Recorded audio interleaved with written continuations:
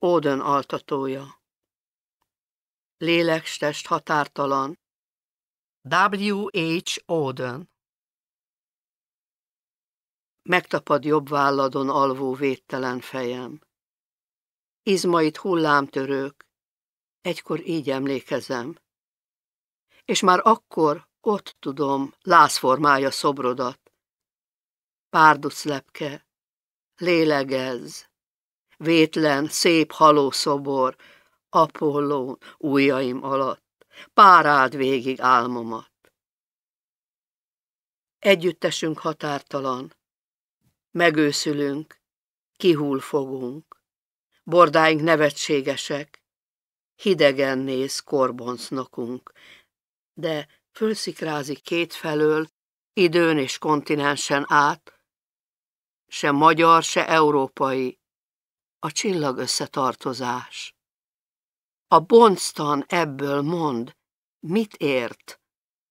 Csak a remete szövetét, csak a remete gyönyörét. De örök éjfélkong nekünk, de biztonságos a harang, de többé már nem fizetünk, itt nincsenek már vészjelek, minden kettőnkkel van teli.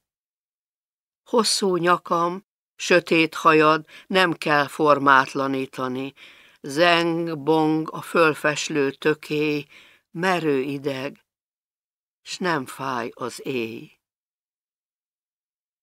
Nem mi, csak az idő halott, nem hajnallik, ha fúj a szél.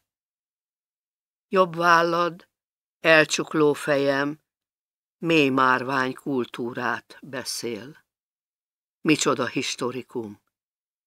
Parthenon frízén eleven ölelkező rím, szerelem, vad tömb, mihez szobrás se nyúlt, nem fogja átok, vércse, vád, s áldást se kér. Magában áld.